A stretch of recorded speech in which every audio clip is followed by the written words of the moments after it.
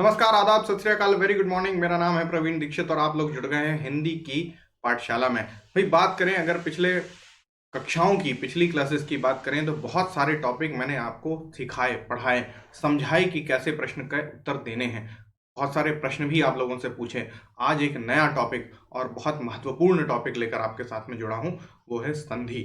जी हाँ, संधि एक ऐसा टॉपिक जो हमेशा पूछा जाता है और आप लोग अक्सर गलती करके आते हैं। अक्सर तो नहीं गलती करते, कई बार तो आप लोग सही उत्तर कर आते हैं, लेकिन तुक्का क्यों लगाना? जब हमारे पास में तरीका है सीखने का तो तुक्का लगाएं ही क्यों?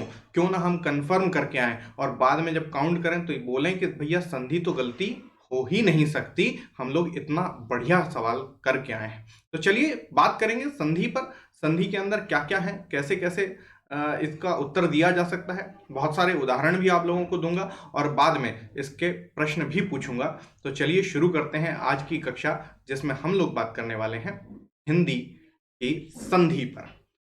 दोस्तों, अगर आप अभी तक मेरे साथ जुड़े नहीं हैं तो आपको मैं बता दूं कि 10 बजे मेरी क्लास होती है वाईफाई स्टडी स्टूडियो पर, जिसमें मैं टॉपिक पढ़ा रहा हूं। साथ में 11 बजे मेरी कक्षा लगती है wifi steady state PSC channel पर, जिसमें उपसर्ग प्रत्यय की बात हो चुकी है। उपसर्ग प्रत्यय पर प्रश्न पूछ रहा हूं, तो वो एक महत्वपूर्ण आपके लिए टॉपिक हो सकता है। इसके अलावा ठीक 2 बजे wifi steady state PSC channel पर मेरा एक यूं कहें सीरीज चल रहा है, जिसमें हम मुहावरों पे बात कर रहे हैं, मुहावरों का मायाजाल, जिसमें करीबन 1000 मुहावरों का लक्ष्य हम लोगों ने रखा है। 1000 मुहावरों पर बातचीत होगी और अगर आप देखेंगे उसको, आप उसको समझेंगे तो आपको समझ में आएगा कि अच्छा, अगर मुहावरे ऐसे याद कर लिए जाएं, अगर ऐसे सुन लिए जाएं, पढ़ लिए जाएं, तो हमारे मुहावरे कभी गलत नहीं होंगे। दरअसल होता यह है कि जब भी आप मुहावरों को पढ़ते हैं तो आपको सबसे बड़ी समस्या ये आती है कि आप एक पुस्तक सामने रख के और पढ़ना शुरू कर देते हैं, लगता है याद हो रहे हैं। लेकिन याद करिए वो बचपन के दिन जब हम लोग, आप लोग जोर जोर से बात कर करके, बोल बोल के मुहावरे या कोई भी चीज याद करते थे। याद करने का सही साइकोलॉजिकल तरीका है, आप उसे सुने, आप उसे देखें और साथ साथ में आप उसका उच्चारण करें, यानी बोलें। अगर आप बोलते हैं, सुनते हैं, देखते हैं तो वो मुहावरा कभी दिमाग से नहीं निकलेगा। और इसी पद्धति पर मैं आपके लिए मुहावरों का मायाजाल लेकर आया हूं। जुड़िए, सीखिए, समझिएगा उसको। चलिए इस टॉपिक पे बात करें, जिस टॉपिक पे आज हम लोग यहाँ जुड़े हुए हैं। अगर हम देखें तो संधि अपने आप में एक महत्वपूर्ण प्रश्न बन जाता है। वो चाहे एमपी पीएससी तक की बात करें, पीएससी किसी भी पीएससी की बात करें, या एसआई लेवल की बात करें, या लेबर इंस्पेक्टर या पटवारी, किसी भी परीक्षा की बात करें, जहां जहां हिंदी पूछी जाती है वहां वहां संधि पूछी ही जाती है। तो ऐसे प्रश्न जो कि आते ही आते हैं, उन पर एक बार अच्छे से विचार कर लेना बहुत आवश्यक है। आज की कक्षा में मैं आप लोगों को संधि बताऊंगा कि कितने प्रकार की संधि है, कैसे काम करते हैं। उसमें स्वर संधि पर खास तौर पर आज मैं बात करूंगा और उसके बाद कल के लेक्चर में आपसे संधि पर प्रश्न पूछे जाएंगे। आपको बताना है कितने उत्तर आप लोगों ने सही किए। पहले ये वाला देखेंगे, उसके बाद उसके प्रश्न हल करेंगे और प्रश्न हल करने के बाद फिर बताएंगे कि कितने प्रश्न आपके सही हुए, कितने आपके गलत हुए। तो चलिए शुरू करते हैं आज का सेशन। आप जुड़ गए हैं वाईफाई स्टडी स्टूडियो पर, जो कि अनअकैडमी का एक पार्ट है, जहां मिलती है आपको लाइव क्लासेस, टेस्ट सीरीज और डाउट क्लियरिंग सेशन। अगर मेरी बात करूं तो आपको जो मेरा फ्री क्लास मिलती है, सबसे पहले तो आप ये समझें कि अनअकैडमी पे ऐसा नहीं कि अनअकैडमी पे जाते ही आपको पैसे लग जाएंगे, फीस लग जाएगी। आप अगर वहां जाते हैं तो वहां दो तरह के वीडियोस होते हैं, एक जहां आपको पे करना पड़ता है प्लस कोर्स, और एक जहां आपको फ्री में क्लासेस मिल जाती हैं। तो आपको अनअकैडमी प्लेटफॉर्म पर जाना है। अनअकैडमी प्लेटफॉर्म के ऊपर आपको उसको ऐप को इंस्टॉल करना है। डाउनलोड करिए, इंस्टॉल करके देखिए। इंस्टॉल करने के बाद आपका डिटेल फीड करिए। डिटेल जैसे ही आप फीड करते हैं तो आपको बहुत सारी रोचक चीजें वहां पर देखने को मिलती हैं। सीधे नहीं कि आप गेट सब्सक्रिप्शन पर चले जाते हैं। आप जैसे अगर एमपीपीएससी या व्यापम की तैयारी कर रहे हैं तो उस तरह की चीजों को आप सब्सक्राइब कर लीजिए। अब आपको वहां पर फ्री क्लासेस मिलती हैं, लाइव क्लासेस मिलती हैं, और वहां का एक्सपीरियंस और यूट्यूब के एक्सपीरियंस में जमीन आसमान का अंतर है। एक बार आप कोशिश करेंगे, ट्राई करके देखेंगे तो आपको पता चलेगा। वहां एक अलग तरह का एटमॉस्फेयर आपको मिलेगा पढ़ने के लिए। तो आप एक बार प्रयास करिए, अगर आपको अच्छा लगता है और अगर आप फिर गेट सब्सक्रिप्शन पर जाते हैं तब आपको प्लस कोर्स वहां पर अवेलेबल होते हैं। ये गेट सब्सक्रिप्शन पे जाने पर भी अगर आपको 10% का डिस्काउंट लगता है तो वो 10% का डिस्काउंट आप पीडी लाइव, मेरा रेफरल कोड है, इसका उपयोग करके आप इसको जा सकते हैं, ताकि आपको 10% की छूट मिल सकती है। 10% का आपको ऑफ मिल जाता है, कोई भी आप प्लान उठाएं। अब उसमें आपके ऊपर डिपेंड करता है, आपके ऊपर निर्भर करता है कि आप 1 महीने, 3 महीने, 6 महीने, साल भर या 2 साल के कोर्स पे जाते हैं। अब उसमें भी आपकी कहानी ये रहती है कि भाई आप कितने कोर्स के लिए जाएं। अगर मेरी बात माने तो आपको 6 महीने, साल भर, 2 साल के लिए जाना चाहिए। रीजन होता है कि 1 महीने, 3 महीने में आप इतना कवर ही नहीं कर पाते। बेसिक से एडवांस तक अगर पहुंचना है तो 1 महीना, 3 महीना कम पड़ता है। इसलिए हम लोग आपको कहते हैं कि भैया आप 6 महीने या साल भर या 2 साल के उस पर आप जरूर जाएं। ठीक है जी। तो अब पीडी लाइव मेरा रेफरल कोड है, प्रवीण दीक्षित लाइव, है ना, ताकि आपको 10% डिस्काउंट अवेलेबल हो सके। क्लियर है? चलिए बात करते हैं आज के सेशन पे, आज की कक्षा में। अगर हम बात करें दोस्तों हिंदी, जहां पे हम लोग बात करने वाले हैं आज संधि की, माफ कीजिएगा, ये मैंने आपको डिटेल दे दी है। समास नहीं, समास हो चुके हैं, अब वहां पर चल रहा है उपसर्ग और प्रत्यय। ठीक है, चलिए संधि की अगर हम बात करें दोस्तों, तो संधि के अंदर सबसे पहले इसकी परिभाषा देख लेते हैं। परिभाषा ये कहती है कि दो वर्णों या ध्वनियों के संयोग से, जोड़ से, मेल से होने वाले विकार या परिवर्तन को हम संधि कहते हैं। अर्थात जब दो समीपवर्ती वर्ण आसपास, पास पास आते हैं, तब उनमें जो विकार सहित मेल होता है उसे हम संधि कहते हैं। अब जरा देखें हम कि यहां पर होता क्या है। होता दरअसल यह है कि दो पद होते हैं, दो शब्द होंगे, और दो शब्दों में जो पूर्व पद है या प्रथम शब्द है उसका अंतिम वर्ण और द्वितीय जो शब्द है उसका प्रथम वर्ण आपस में जब जुड़ते हैं, वर्णों की संधि है। याद रखिएगा, यहाँ पूरे पूरे पद नहीं जुड़ते, पद जुड़ने पर उन दो वर्णों के बीच में संधि हो जाती है, मेल हो जाता है, उनके कारण विकार उत्पन्न हो जाता है। देखिएगा कुछ आपको मैं इसके उदाहरण भी दूंगा। संधि की बात करें तो आप जानते हैं कि संधि 3 प्रकार की होती है। कौन कौन सी? स्वर संधि, व्यंजन संधि और विसर्ग संधि। सही बात है। अब जरा हम लोग ये समझें कि वर्ण है मतलब क्या। आपने वर्णमाला पढ़ी थी, है ना, स्वर होते हैं, व्यंजन होते हैं। अब स्वर, अगर स्वर से ही मेल करें, स्वर से स्वर के मेल को स्वर संधि कहेंगे। इसमें कोई अन्य नहीं होगा। मतलब शुरुआत के अ, आ, ई, उ, ए, ऐ, ओ, औ, अम, अह कहाँ चले गए? अयोगवा में, तो हटा दीजिए। फिर बचा कौन? री, ऋषि बच गया। तो यह टोटल 11 जो वर्ण है, यह 11 वर्ण ही अगर आपस में एक दूसरे से मेल करें या तो संधि कौन सी रहेगी? स्वर संधि रहेगी। व्यंजन संधि में क्या होगा? व्यंजन संधि में व्यंजन से व्यंजन या व्यंजन से स्वर का मेल होने पर व्यंजन संधि है, मतलब एक कोई वर्ण व्यंजन रहेगा। तीसरी बात है कौन सी? विसर्ग संधि। तो इसके अंदर विसर्ग रहेगा एक और बाकी स्वर या व्यंजन हो सकते हैं। अब जरा इसको समझें तो व्यंजन की अगर मैं बात करूं तो किसी प्रथम शब्द का अंतिम वर्ण यानी उसके अंदर हलंत लगा होगा, तो आप समझ जाइए कि यहां व्यंजन संधि बनने के पूरे पूरे चांसेस हैं। समझ गए बात को? स्वर संधि में हलंत देखने को नहीं मिलेगा, लेकिन व्यंजन संधि में आपको पहले वाले शब्द में हलंत मिलेगा, आखिरी में। और वैसे ही विसर्ग में पहले शब्द के अंतिम वर्ण के अंदर विसर्ग लगा होगा, यानी पहले शब्द के अंत में विसर्ग आपको दो बिंदियां अह वाली दिखेंगी। ठीक है, तो ये विसर्ग संधि हो जाएगी। अब देखते हैं कुछ नियम भी हैं इनके, कुछ तरीके भी हैं, कुछ भेद भी हैं, तो उन सब के बारे में हम लोग धीरे धीरे बात करने वाले हैं। सबसे पहले बात कर देते हैं स्वर संधि की। स्वर संधि है क्या? प्रथम पद का अंतिम वर्ण, यह कस लिखा हुआ है, कस नहीं का है। तो प्रथम पद का अंतिम वर्ण व अंतिम पद का प्रथम वर्ण यदि स्वर हो, यानी दोनों क्या हो? स्वर हो, तो स्वरों में जो विकार उत्पन्न होता है माफ कीजिएगा, उसे हम क्या कहते हैं? स्वर संधि कहते हैं। उदाहरण देख लेते हैं। रमा धन ईश बराबर रमेश। अब यहां देखिए, रमा के अंदर आ की मात्रा लगी है और प्रथम द्वितीय शब्द जो है वो ईश है। ईश का पहला वर्ण ई है, बड़ी ई, जो कि स्वर है। तो आ धन ई बराबर क्या बन गया? ए बन गया। तो आ धन ई बराबर ए बना, यहां पर क्या हुआ? विकार उत्पन्न हुआ, और इसी विकार को हम क्या कहते हैं? संधि कहते हैं। और क्योंकि दोनों वर्ण क्या थे? स्वर थे, इसलिए जो संधि बनी वो कौन सी कहलाई? स्वर संधि कहलाई। तो रमा धन ईश बराबर रमेश, आ धन ई बराबर ए। कुछ और उदाहरण देखते हैं। जलाशय, जल धन आशय बराबर जलाशय। अब यहां पर जल के अंदर अ लगा है, यहां पे कोई हलंत नहीं है ना, नीचे कोई, इसके नीचे हलंत नहीं लगा है, तो अ धन आ बराबर आ बन गया, बड़ा आ हो गया। इसको हमने क्या कहा? स्वर संधि कहा। ऐसे ही पो धन अन बराबर पावन, आओ धन अ बराबर आव। ये क्यों हो रहे हैं, कैसे हो रहे हैं, उस पर भी हम लोग धीरे धीरे बात करेंगे। ठीक है, चलिए कुछ उदाहरण देखे हमने। अब देख लेते हैं स्वर संधि के भेद कितने हैं। स्वर संधि क्लियर हुई, यहां तक कंप्लीट हो गया है। स्वर संधि समझ में आई कि नहीं आई? संधि क्या है? तो दो वर्णों के मेल है। अब दो वर्णों का मेल में जब हम मेल करते हैं और दोनों स्वर ही हों तो फिर हम क्या कहलेंगे? स्वर संधि कहलाएगी। अब स्वर संधि में कितने भेद हैं? तो 5 उपभेद बताए गए हैं। कौन कौन से? दीर्घ स्वर संधि, गुण स्वर संधि, वृद्धि स्वर संधि, यण स्वर संधि और अयादि स्वर संधि। याद करिएगा, दीर्घ, गुण, वृद्धि, यण, अयादि, 5 नाम है। दीर्घ स्वर संधि, गुण स्वर संधि, वृद्धि स्वर संधि, यण स्वर संधि और अयादि स्वर संधि। ठीक है, यहां तक क्लियर है। अब इन पांचों के बारे में जानकारी ले लेते हैं धीरे धीरे।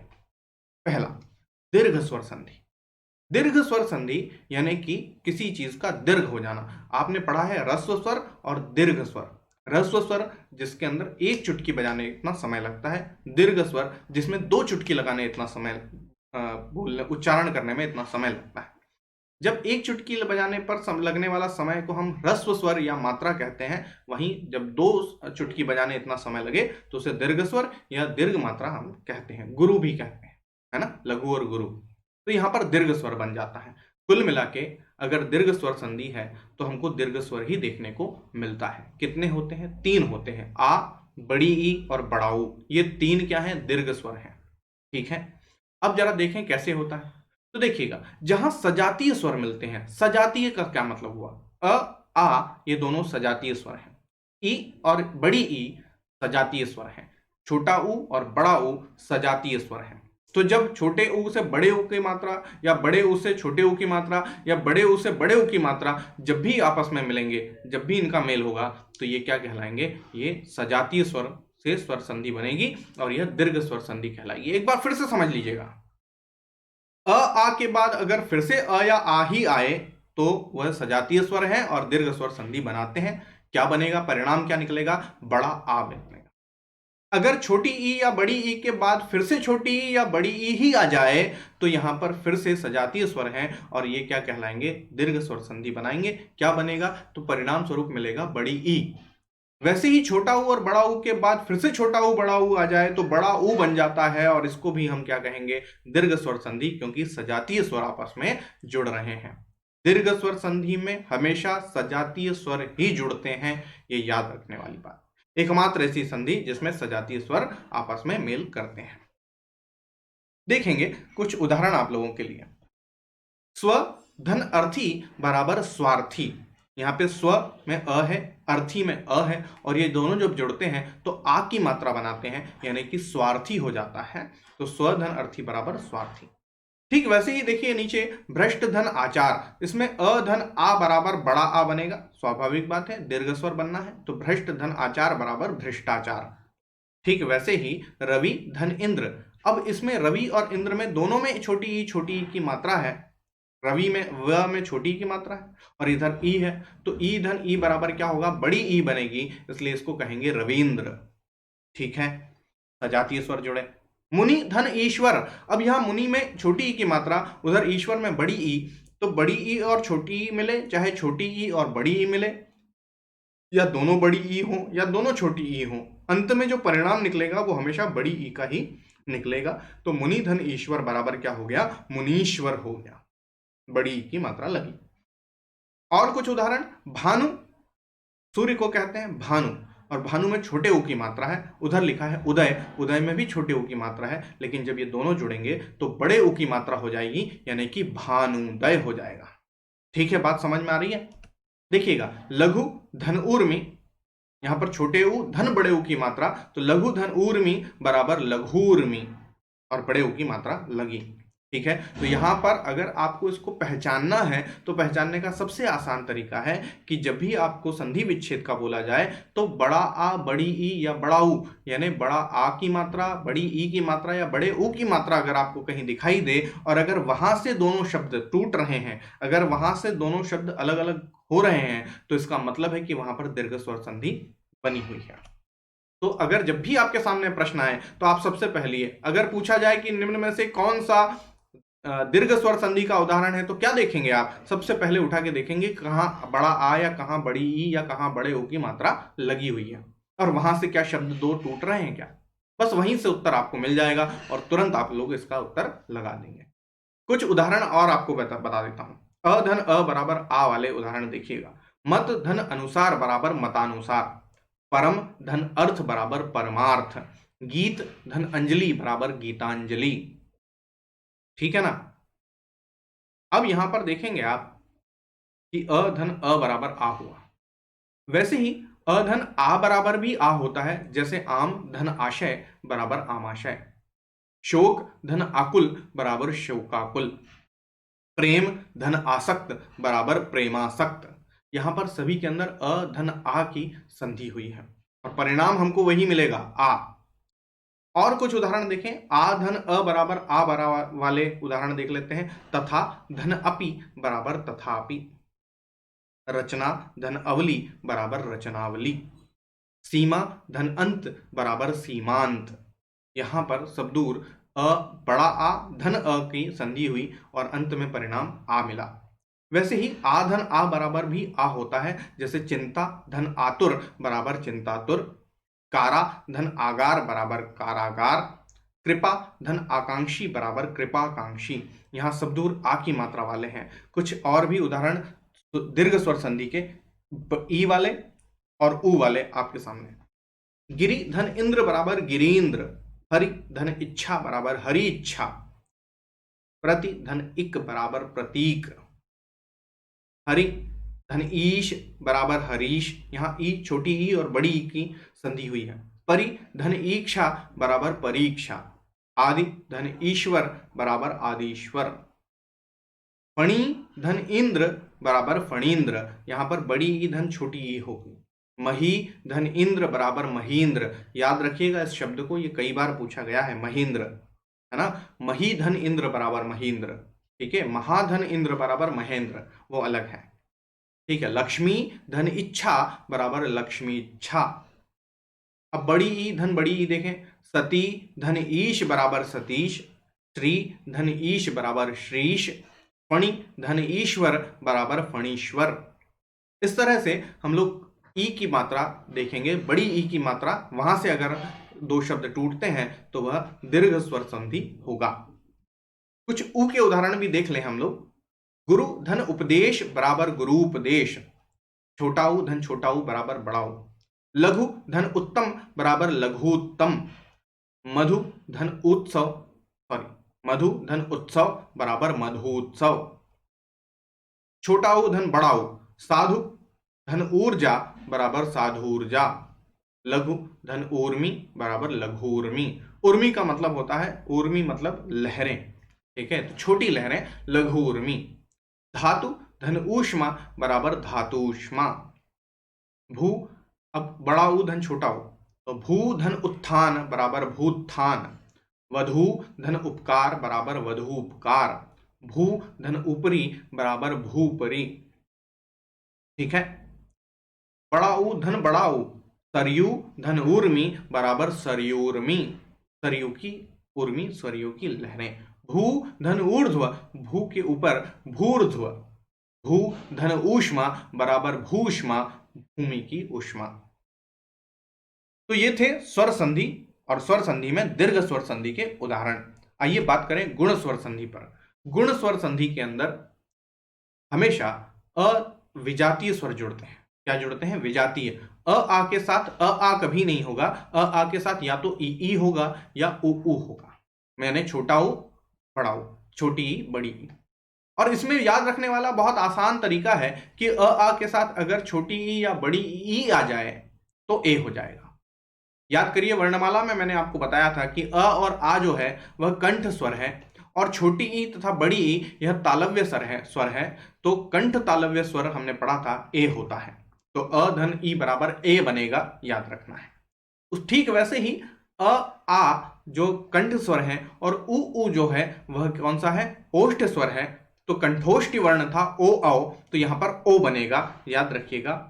अ ई के साथ ए, अ उ के साथ ओ। तो यहां पर देखिए, अगर हम तीसरी चीज हो जाती है री ऋषि का, विजातीय स्वर है। तो अ आ के पश्चात अगर र आए तो री आए तो री का अर बन जाता है। याद रखिएगा, गुण स्वर संधि में पहला वर्ण हमेशा अ या आ ही होगा। कभी भी यहां पर ई उ ए ऐ ओ औ नहीं आएंगे।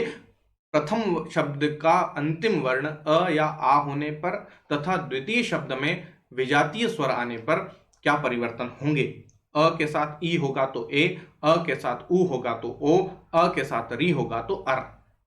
ठीक है, यहां तक 3 ही बातें यहां पर हैं पहचानने, जानने, समझने वाली। पहली बात, प्रथम शब्द का अंतिम वर्ण अ या आ ही होगा।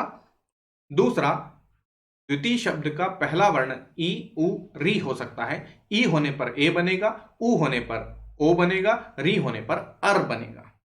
अर शब्द याद रखिएगा। समझते हैं। महा धन इंद्र बराबर महेंद्र। अब ये यहां पर देखिएगा, मानव धन इतर बराबर मानवेतर। तो यहां पर अधन ई बराबर ए का की मात्रा लग गई, महाधन इंद्र में ई हटके ए की मात्रा लग गई। क्यों? दोनों ई वाले थे। राज धन ईश बराबर राजेश, यहां पर ई की मात्रा हटके ए की मात्रा लग गई।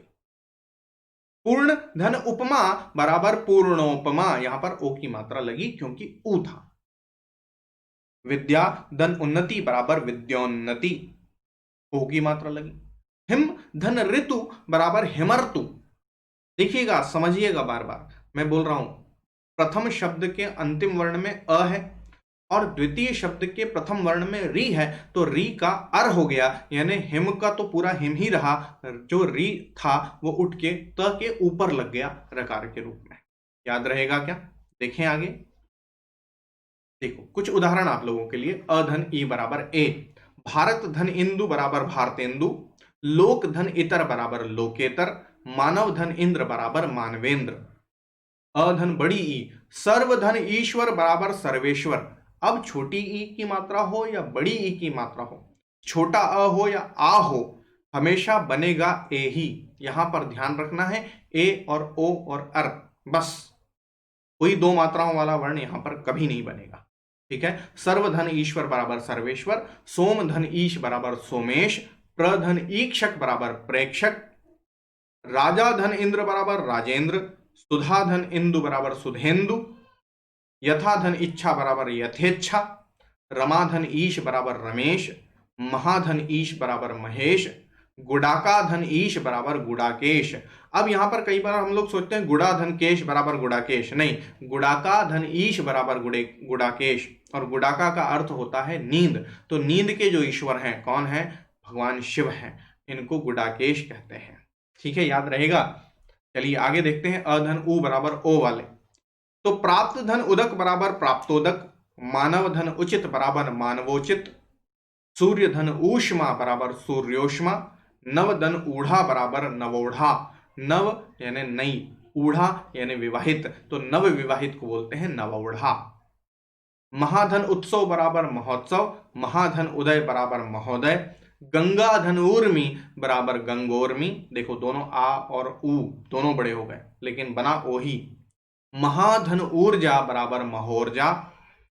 अब यहां पर समझने वाली बात है, अ के साथ अगर री जुड़ता है तो ऊपर का रकार लगता है। जैसे देवधन ऋषि बराबर देवर्षि, सप्तधन ऋषि बराबर सप्तर्षि, महाधन ऋषि बराबर महर्षि, राजा धन ऋषि बराबर राजर्षि। सभी के अंदर ऊपर का र दिख रहा है क्योंकि गुण स्वर संधि है। आइए बात करते हैं वृद्धि स्वर संधि पर। यहां तक बात समझ आ गई होगी।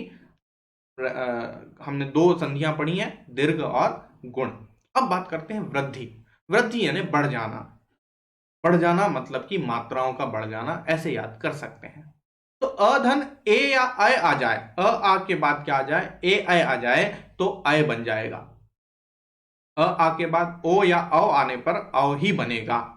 यहां पर याद रखिए, पहले में सजातीय स्वर जुड़ते हैं, दूसरे में अ के साथ ई उ री की बात होती है, यानी मूल स्वर जुड़ते हैं लेकिन विजातीय। और अब यहां पर वृद्धि में हमारे दीर्घ स्वर जुड़ने लग जाते हैं। तो अ आ के साथ ए अय, जिनको हम संयुक्त स्वर भी कहते हैं, है ना। तो अ के साथ, अ आ के साथ ए अय जुड़ने पर अय बनेगा, अ आ के साथ ओ औ जुड़ने पर औ बनेगा। देखिए कुछ उदाहरण देख लेते हैं। लोक धन ऐषणा बराबर लौकैषणा, मत धन ऐक्य बराबर मतैक्य, महा धन औषध बराबर महौषध, रमा धन ऐश्वर्य बराबर रमैश्वर्य, तथा धन एव बराबर तथैव, अधर धन ओष्ठ बराबर अधरौष्ठ। यहां पर देखिएगा, ऊपर के जो चार हैं वो ए वाले हैं, नीचे के जो दो हैं वो औ वाले हैं।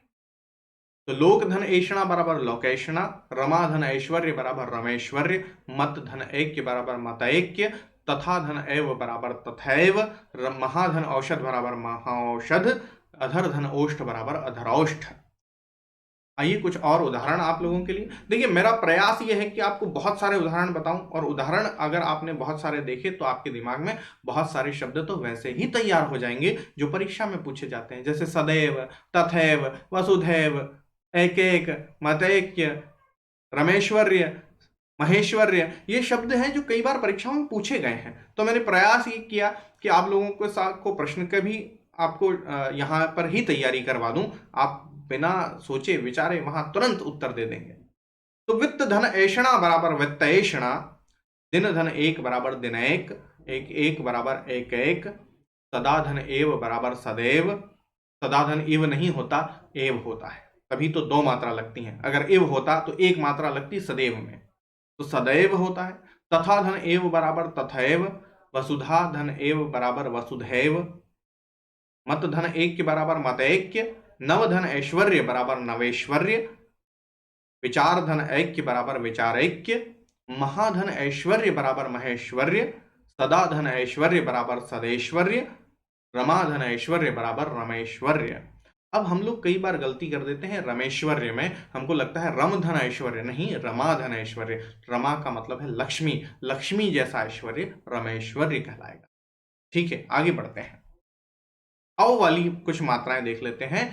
परम धन ओजस्वी बराबर परमोजस्वी, अधर धन ओष्ठ बराबर अधरौष्ठ, जल धन औक बराबर जलौक, महाधन ओज बराबर महोज, महाधन ओजस्वी बराबर महोजस्वी, वसुधा धन ओक बराबर वसुधौक, प्रधन औद्योगिकी की प्रौद्योगिकी।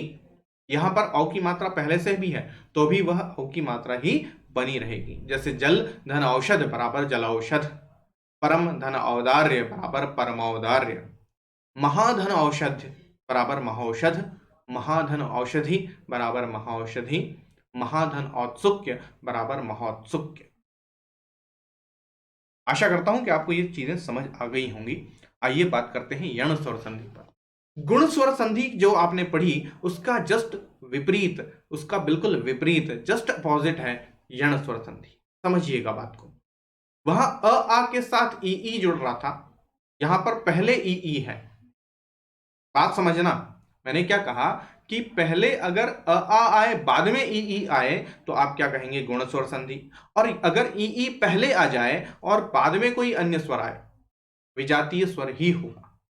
ई वापिस अगर आ गई तो अब तो दीर्घ स्वर लगा दोगे, है कि नहीं। तो यहां पर ई के बाद हो सकता है अ आ जाए, उ आ जाए, ए आ जाए, कुछ भी आ जाए, अन्य स्वर आ जाए, विजातीय स्वर आ जाए, तो ई का क्या हो जाता है, य बन जाता है।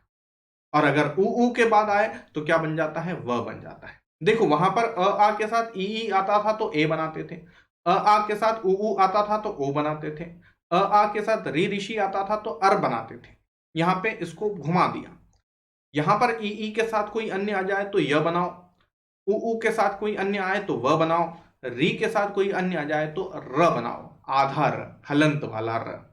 देखते हैं कुछ उदाहरण, और ज्यादा क्लियर होगा, साफ आपके दिमाग में उतर जाएगी। प्रति धन उपकार बराबर प्रत्युपकार। यहां पर छोटी ई की मात्रा पहले वाले उसमें शब्द में है, प्रथम शब्द के अंतिम वर्ण में ई की मात्रा लगी है। तो ई का जब योग होगा उ से या किसी भी स्वर से, अन्य स्वर से, ई के अलावा किसी अन्य स्वर से, तो वह य बना देता है। तो देखो प्रति का जो ई की मात्रा थी वह बन गया य, तो त जो है वो आधा रह गया, तो वह कैसे लग जाएगा उसके आगे, तो प्रत्यय हो गया। प्रत्यय के बाद में जो ऊ था उसकी मात्रा वैसी की वैसी लग गई, तो प्रत्यु हो गया, और प्रत्युपकार शब्द जुड़ गया। याद रखना, जब भी ऐसे प्रश्न देखने को मिले और अगर आपको लगता है कि त के यहां से या कोई य दिख रहा है आपको या व दिख रहा है और वहां से दो शब्दों में टूट सकता है वर्ण शब्द, तो ये क्या है, यण स्वर संधि है। प्रति धन उपकार बराबर प्रत्युपकार, मनु धन अंतर बराबर मनवंतर। अब यहां पर छोटे ऊ की मात्रा थी तो ऊ का व बना, और अ था तो अ में कुछ परिवर्तन नहीं हुआ, वो उसने अ की मात्रा लगा दी, यानी वह पूरा बन गया। तो मनुधन अंतर बराबर मनवंतर। नी धन ऊन बराबर न्यून, बड़े ऊ की मात्रा लगी। अति धन अधिक बराबर अत्यधिक। यदि धन अपि बराबर यद्यपि। देवी धन आलय बराबर देव्यालय। वह आधा रह गया और यह जो है वो पूरा बन गया। आ की मात्रा आलय की वजह से लगी है। ठीक है, कुछ उदाहरण और। ई के साथ अन्य स्वर लगने पर यह बनता है इसके। विधन अंजन बराबर व्यंजन। प्रतिधन अर्पण बराबर प्रत्यर्पण। अतिधन अधिक बराबर अत्यधिक। अभिधन उदय बराबर अभ्युदय। विधन ऊह बराबर व्यूह। निधन ऊन बराबर न्यून। विधन आख्यान बराबर व्याख्यान। अतिधन आचार बराबर अत्याचार। अतिधन उक्ति बराबर अत्युक्ति। अधिधन अक्षी बराबर अध्यक्ष। अब यहां पर क्ष के ऊपर लगी हुई मात्रा का लोप हो गया है, ये अध्यक्षी नहीं होता, अध्यक्ष होता है। ठीक है, प्रतिधन एक बराबर प्रत्येक। देवी धन अर्पण बराबर देव्यर्पण। इन सभी शब्दों में जो आपके सामने है उन सभी के अंदर य लगा हुआ है और य के साथ में कोई ना कोई अक्षर, कोई ना कोई वर्ण आधा दिखाई दे रहा है। और यह जो आधा अक्षर आपको दिखाई दे रहा है यही आपको बताएगा कि य के साथ कहीं आधा अक्षर दिखे तो एक बार विचार करिए कि कहीं यण स्वर संधि तो नहीं है। ठीक है, अगला देखेंगे उ वाला, जिससे व बनता है। तो सुधन अल्प बराबर स्वल्प। अनुधन आय बराबर अन्वय। अय है, सॉरी आय नहीं है, अय है। तो अनुधन अय बराबर अन्वय। सुधन अस्ति बराबर स्वस्ति। सुधन आगत बराबर स्वागत। साधु धन आचरण बराबर साधुआचरण। अनुधन ऐशक बराबर अन्वेषक। गुरु धन ओदन बराबर गुरुवोदन। धातु धन इक बराबर धात्विक। अब बात करें अगर ऋ ऋषि की, तो ऋ ऋषि जो है वो र आधा र बन जाता है, यानी कि रकार बनेगा। मातृ धन आदेश बराबर मात्रादेश। भ्रातृ धन इच्छा बराबर भ्रातृच्छा। पितृ धन आज्ञा बराबर पित्राज्ञा। मातृ धन अर्थ बराबर मात्रर्थ। अब यहां पर कई लोग बोलते हैं सर आप त्रि बोलते हैं, हम त्रु बोलते हैं, तो उसमें कोई परेशानी वाली बात नहीं है। आप रुकार का बोले, रिकार का बोले, बात बराबर है। ऋषि या ऋषि बोले, बात बराबर है। हिंदी में री बोला जाता है, मराठी, हालांकि संस्कृत में से ही आई आपकी मराठी और गुजराती भाषा, उसमें इसका उच्चारण रू किया जाता है। तो ऋषि का बोलते हैं, हम लोग ऋषि का बोलते हैं। इतना सा अंतर है, जो भी आप बोलते हो आप उस तरह से इसका उच्चारण कर सकते हैं। तो यहां पहुंचे मातृ धन अर्थ बराबर मात्रार्थ। पितृ धन औत्सुकता मतलब पित्रौत्सुकता। देखो यहां पर पित्रौत्सुकता हो गया, त्रि था तो उसका रिकार बन के वो त्र बन गया, और ओ वाला जो है औ वाला उसके अंदर मात्रा जुड़ गया तो पित्रौत्सुकता हो गया। मातृ धन आनंद बराबर मात्रानंद। इस तरह से हमने यण स्वर संधि कंप्लीट की। आइए पांचवी संधि की बात करें, पांचवें भेद की बात करें, अयादि स्वर संधि। अयादि स्वर संधि में अगर एक बार फिर से रिपीट करूं तो पहला दीर्घ स्वर संधि में अ या आ का मेल होता था किसी अन्य स्वर के साथ। दूसरे में अ आ ही रहता था पहले वर्ण के साथ, उस तरफ में ई ऐ ए औ जो भी हो उस तरफ होता था। तीसरे में भी यही हुआ, पहला जो वर्ण था वह अ आ ही बना रहा। चौथे में उल्टा हो गया, ई और उ आ गए। अब पांचवे में ए आई और ओ औ जो है वो प्रथम ही शब्द में आपको देखने को मिलेंगे। तो जैसे ए आई या ओ औ के पश्चात कोई अन्य स्वर आता है तो ए के स्थान पर अय के स्थान पर आय, ओ के स्थान पर अव तथा औ के स्थान पर आव बन जाता है। तो ए आई ओ औ में अय आय अव आव बन जाता है। फिर से बोलता हूं, ए आय ओ औ के साथ कोई अन्य स्वर आने पर क्या बनेगा, अय आय अव आव यहां पर बनता है। कुछ उदाहरणों से इसको और अच्छा स्पष्ट कर लें। शे धन अन बराबर शयन। यहां पर ए की मात्रा ही पहले वाले वर्ण में और दूसरे शब्द के अंदर अ था, तो ये दोनों ने मिलाकर यह अय बनाया, इसलिए श भी पूरा हुआ और यह भी पूरा हुआ। जबकि यण के अंदर अय नहीं बन के य बन रहा था, इसलिए पहला वाला वर्ण जो है वह आधा रह जा रहा था। ठीक है, बात समझ में आई? तो वहां पर आधे शब्द मिलेंगे, यहाँ पर आधे वर्ण यहाँ पर नहीं मिलेंगे आपको। तो शे धन अन बराबर शयन, ने धन अन बराबर नयन, गए गए धन अक बराबर गायक। आई की मात्रा है इसलिए आ की मात्रा लगी। नय धन अक बराबर नायक। को धन अन बराबर पवन, को धन इत्र बराबर पवित्र, गोधन ईश बराबर गवीश, क्योंकि बड़ी ई की मात्रा थी इसलिए वहां पर बड़ी ई की मात्रा लगी। पौधन अन बराबर पावन, यहां पर पवन और पावन में अंतर समझ में आ गया होगा, एक में ओ की मात्रा है, एक में औ की मात्रा है। नौ धन इक बराबर नाविक। इस तरह से ये अयादी स्वर संधि भी कंप्लीट होती है। तो आई होप मैं ऐसा सोचता हूं, ऐसा समझता हूं कि आप लोगों को पांचों स्वर संधियां पूरी तरह से क्लियर हो गई होंगी। कुछ उदाहरण आपको दे देता हूं। दीर्घ स्वर संधि, एक बार फिर से रिपीट कर रहा हूं, ध्यान दीजिएगा, समरी है। दीर्घ स्वर संधि में क्या होता है, अ आ ई उ ऊ के साथ सजातीय स्वर अ आ ई उ ऊ जुड़ेंगे तो आ बड़ी ई बड़ा ऊ बनेगा। गुण स्वर संधि में अ आ के साथ ई उ ऊ री होता है, ई की वजह से ए बनेगा, ऊ की वजह से ओ बनेगा, री की वजह से अर बनेगा। वृद्धि स्वर संधि की बात करें तो अ आ रहेगा, साथ में ए आय ओ औ जुड़ेंगे तो हमेशा आय और औ बनेंगे, यानी दो मात्राएं लगेंगी। यण स्वर संधि में पहला वर्ण बदल जाता है, यहां पर अ आ की जगह ई उ ऊ री ऋषि होता है, और इस साइड में इस तरफ में अन्य स्वर आ सकता है। तो गुण का विपरीत यण हम याद रख सकते हैं। बनता क्या है, य व र बनता है। अगला है अयादी स्वर संधि, ए आय ओ औ पहला वर्ण में और दूसरे वर्ण में आपको अन्य स्वर मिलेगा, तो अय आय अव आव बनेगा।